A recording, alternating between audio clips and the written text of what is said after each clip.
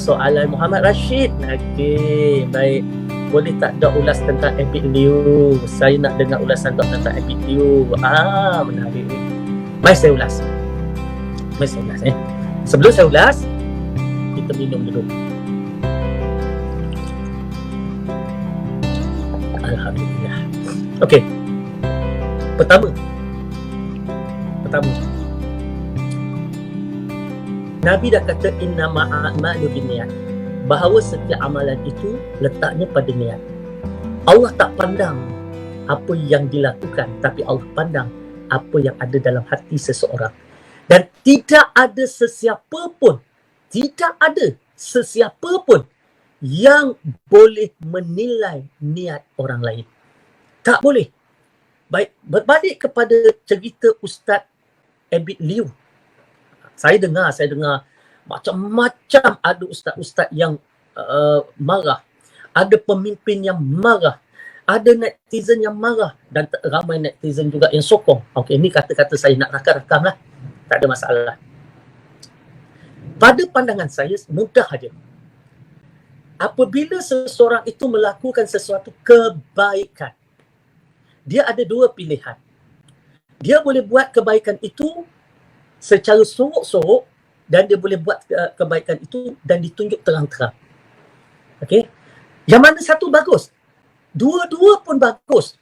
Dengan sebab Allah tak pandang apa yang dilakukan, Allah pandang apa yang di dalam hati. Kalau dia buat katakan tunjuk itu, tetapi dengan niat dia supaya orang puji dia, supaya orang kata dia ustaz yang bagus, kerana dia nak nama, kerana dia nak glamour, kerana dia nak orang lambung dia, maka kalau itu niat dia, maka salah. Okey. Tetapi kalau dia buat sorok-sorok pun, tapi niat dia pun tak betul, pun salah juga. Jadi, bila dia buat secara itu, dia videokan, memang sengaja dia videokan. Ada orang ikut videokan perbuatan dia, tunjukkan. Yang baru pula dia kepenatan terlentang atas lantai pun orang tangkap gambar. Viral kan. Ustaz Epik Liu dah terlentang kepenatan. Baik. Balik kepada apa niat dia. Baik, bila kita buat sesuatu kebaikan, kita boleh sorok dan kita boleh tunjukkan.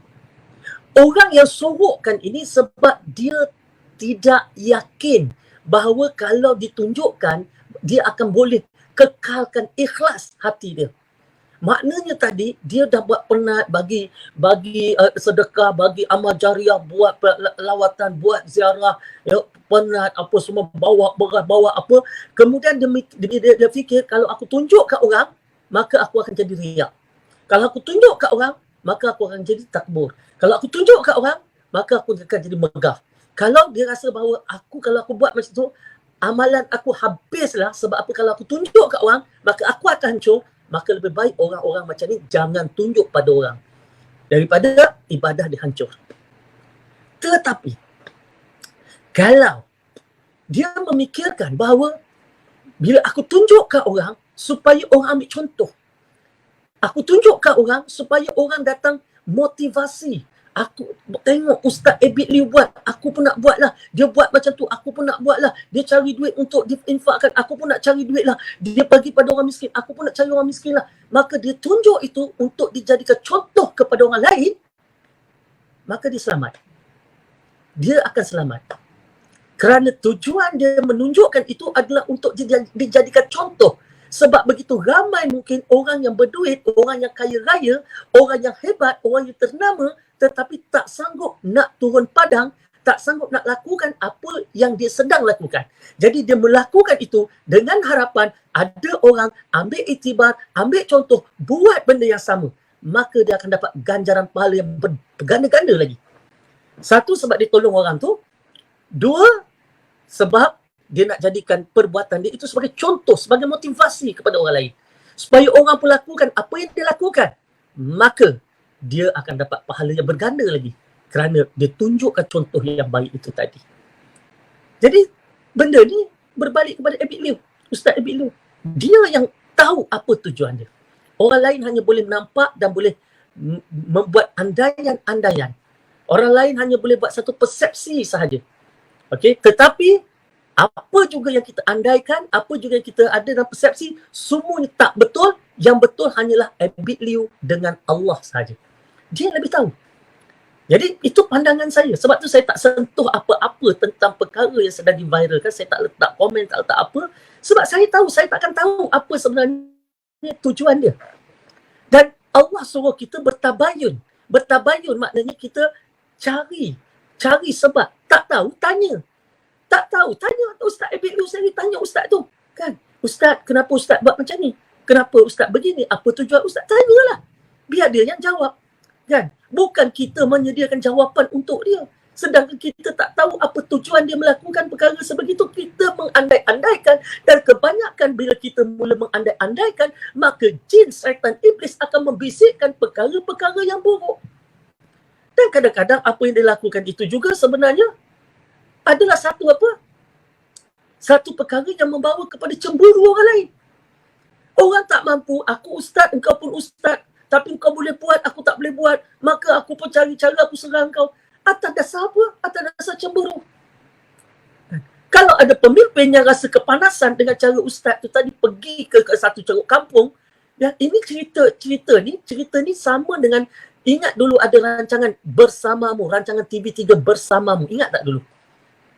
Yang mana TV3 masuk ke ceruk kampung, cari orang susah, bantu orang susah.